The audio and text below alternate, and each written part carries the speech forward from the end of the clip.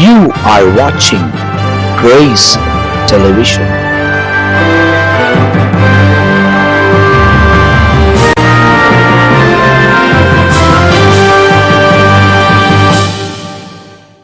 ஆண்டவரும் அருமை இரட்சகருமா இருக்கிற இயேசு கிறிஸ்துவின் நாமத்தில் இந்த காலநேரத்தில் அன்பின் வாழ்த்துக்களும் ஸ்தோத்திரங்களை எடுக்கிறேன். கர்த்தர் நம்மை ஆசீர்வதித்து அவர் பாதுகாத்து நடத்துகிற தேவனாக இருக்கிறார். கர்த்தருடைய பெரிதான கிருபையில் இந்த நாள் வரையிலும் நம்ம ஜீவனோடு கூட இருக்கிறோம். பல அழிவு நாசங்கள் உலகத்தை அப்படியே சுற்றி வளைத்து கொண்டு ஜனங்கள் மாண்டு மடிகிறதும் வேதனைப்படுகிறதும், ஆகாரத்துக்கு பஞ்சமும், தூக்கம் இல்லாதபடிக்கு ஜனங்கள் தெருவில் அப்படியே படுத்து உறங்குகிறதும், வீடு வாசலை இழந்து ஜனங்கள் அப்படியே அவதிப்படுகிறதான காரியங்களை ஒவ்வொரு நாளும் நாம் திடுக்கிடும் தகவல்களாக செய்திகளிலும் நாளிதழ்களை நம்ம பார்த்து கொண்டு இருக்கிறோம். சமூக வலைத்தளங்களில் நம்ம கேள்விப்படுறோம், பார்க்குறோம். இதெல்லாம் நமக்கு பெரிய வேதனை உண்டாக்குற அச்சுறுத்தலான ஒரு காரியமாக இருக்குது, பயத்தை உண்டாக்குறது.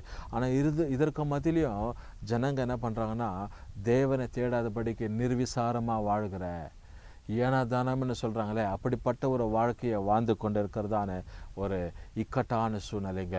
இன்றைக்கி ஆண்டவர் பாருங்கள், தம்முடைய பிள்ளைகளை அவர் பராமரிக்கிறார், அவர் பாதுகாக்கிறார், அவர் அதிகமாக நேசிக்கிறார், அவர் ஆசீர்வதிக்கிறார்னு சொல்லி வசனத்தில் வாசிக்கிறோம். பிரியமான தேவ ஜனமே, இந்த கால நேரத்தில் ஏசப்பா உங்கள் வாழ்க்கையை பல விதத்தில் உயர்த்தி ஆசீர்வதிக்கிற தேவனாக இருக்கிறார்.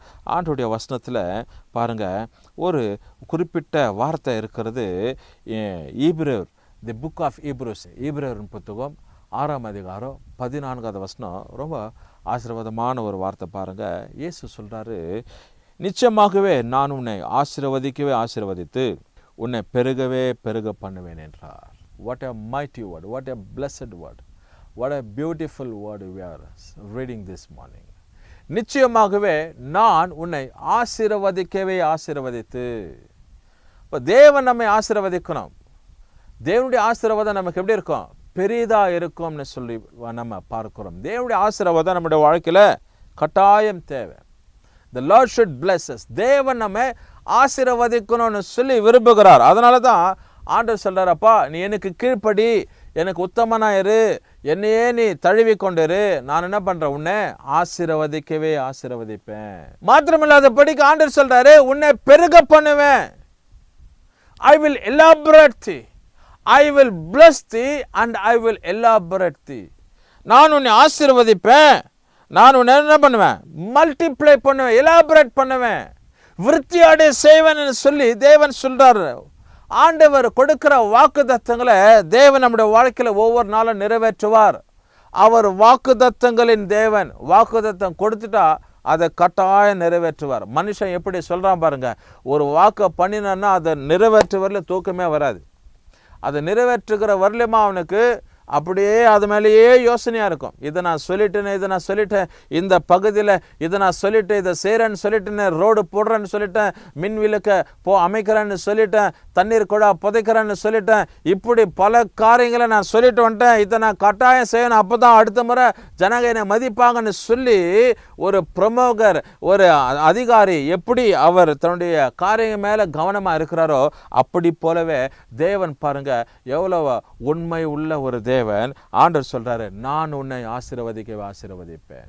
I am there to bless thee and I am here to multiply thee. நான் உன்னை ஆசீர்வதித்து உன்னை எல்லைகளை உன்னை நான் பெருக பண்ணுவேன்னு சொல்லி உங்கள் குடும்பத்தை, உங்கள் தனிப்பட்ட வாழ்க்கையை கர்த்தர் பெருக பண்ணுகிறவர். இந்த கால நேரத்தில் உங்கள் தனிப்பட்ட வாழ்க்கையை கர்த்தர் ஆசீர்வதிப்பார்.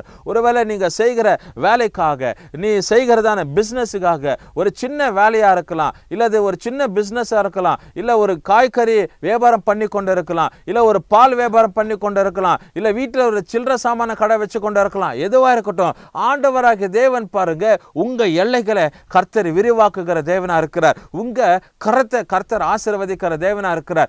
தேவன் பாருங்க உங்க கையின் பிரயாசங்களை ஆசீர்வதிக்கிறவரா இருக்கிறார். உங்க எல்லைகளை விசாரப்படுத்துகிறவர். உங்க காரியங்கள் மேல கர்த்தர் கவனமா இருப்பார். உங்க குடும்பத்தை கர்த்தர் ஆசீர்வதிப்பார். தனிப்பட்ட வாழ்க்கையை கர்த்தர் ஆசீர்வதிப்பார். மேலான காரியங்களை தேவனாகிய கர்த்தர் உனக்கு பல விதத்துல தந்தருளுகிற தேவனா இருக்கிறார். அதனால தான் வசனத்துல வாசிக்கிறோம், நான் என்ன பண்ணேன், ஆசீர்வதிக்கவே ஆசீர்வதிப்பேன். I am going to, I am there to, I am with you to bless thee. நான் உன்னை நடத்துவதற்கு ஆசீர்வதிப்பதற்கு உன்னோடு கூட இருக்கிறேன் என்பதாக. பிரியமான தேவஜனமே, இந்த கால நேரத்தில் கர்த்தர் உன்னை ஆசீர்வதிக்கிறார். எதுக்கும் நீ கவலைப்படாத. எதை குறித்து நீ யோசிக்க வேண்டியதில்லை. எதை குறித்து நீ கலங்க வேண்டிய அவசியம் கிடையாது. தேவன் உன்னோடு கூட இருக்கிறவராக இருக்கிறார். உன் பக்கத்தில் இருக்கிறார், துணையா இருக்கிறார், பாதுகாப்பாக இருக்கிறார். தேவனுடைய எல்லைகளை விரிவாக்குகிற தேவனா இருக்கிறார். அவரை மாத்திர சார்ந்திருங்க, அவரை மாத்திர நம்பிருங்க, அவர் மேல மாற்றம் பற்றுதலா இருங்க. தேவன் எல்லா விதத்திலும் உன்னை உயர்த்தி நடத்துகிறவர் தான் அவருடைய வேலையா இருக்கிறது. அதனால தான் இந்த வார்த்தையை இந்த கால நேரத்தில் உனக்காக கர்த்தர் வச்சிருக்கிறார். இது பிரத்யேகமாக உனக்காக எழுதப்பட்டிருக்கிற வார்த்தை. ஒரு தனிப்பட்ட மனுஷிய பார்த்து கொண்டிருக்கிற, இந்த வசனத்தை கவனித்துக் கொண்டிருக்கிற, இந்த நிகழ்ச்சியின் மேல நோக்கமா இருக்கிற உனக்காக எழுதப்பட்டிருக்கிற வார்த்தை இது. கர்த்தர் உன்னை ஆசீர்வதிக்கவே ஆசீர்வதிப்பார். உன்னை எல்லைகளை விரிவாக்க, உன்னை பெருகவே பெருக பண்ணுவேன்னு சொல்லி இருக்கிற தெய்வம் உன்னை கர்த்தர் எல்லா விதத்தில் பெருக பண்ணுவார். ஐயா அம்மா, உன் பிஸ்னஸ், உன் குடும்பம், படிப்பு, உன் எதிர்காலம் எல்லாவற்றையும் பல விதத்தில் உயர்த்தப்படும், பல விதத்தில் ஆசீர்வதிக்கப்படும். நன்மைக்கு எதுவாய் மாற்றப்படுகிறவர் இயேசுவானவர் உன்னோடு கூட இருந்து சகல காரியத்திலும் கர்த்தர் எல்லா நன்மைக்கு எதுவாய் மாற்றுகிறவர். அவர் தீமையை ஒரு நாளும் கொடுக்க மாட்டாரு, இழப்ப ஒரு நாளும் கொடுக்கவே மாட்டாரு. லாபகரத்தை கொடுத்து உயர்த்துகிறவர் தான் இயேசு. அதனால்தான் அவரை குறித்து பல இடங்களில் நல்ல தெய்வம்னு சொல்லி பிரசங்கிக்கப்படுகிறது. அவரை குறித்து சொல்லப்படுகிறது இயேசுதான் உண்மை உள்ள தெய்வம் என்று சொல்லி. இதை ஏற்றுக்கொள்ளாத எத்தனையோ ஜனங்க இன்னமாக பாரம்பரிய கட்டுகளில் வாழ்ந்து கொண்டு இருக்கிறாங்க. பாரம்பரிய கட்டு இன்னைக்கு இயேசுவின் நாமத்தில் நீங்க போகிறது.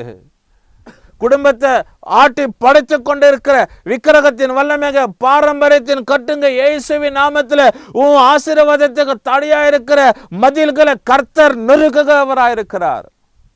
தேவ சமூகத்தில் தாழ்த்தீரு, அதிகாரத்தோடு கேள். ஆண்டவர் எனக்கு ஆசீர்வாதத்தை கொடுத்திருக்க, அந்த ஆசீர்வாதம் என் வாழ்க்கையில பழிக்கணும் இருக்கணும்னு சொல்லி நீ அதிகாரத்தோடு கேட்கும்போது தேவன் எல்லா விதத்திலும் உயர்த்தி ஆசீர்வதித்து நடத்துகிறவராக இருக்கிறார். ஜெபம் பண்ணுவோமா?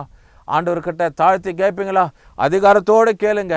ஆண்டவர் சமூகத்தில் தைரியமா கேளுங்க. ஆண்டவரே, இந்த வார்த்தை எப்படி சொல்லப்படுகிறதப்பா, என்னை நீர் ஆசீர்வதிப்பீராக. சொல்லுங்க, என்னை நீர் ஆசீர்வதிப்பீராக, என் குடும்பத்தை ஆசீர்வதிப்பீராக.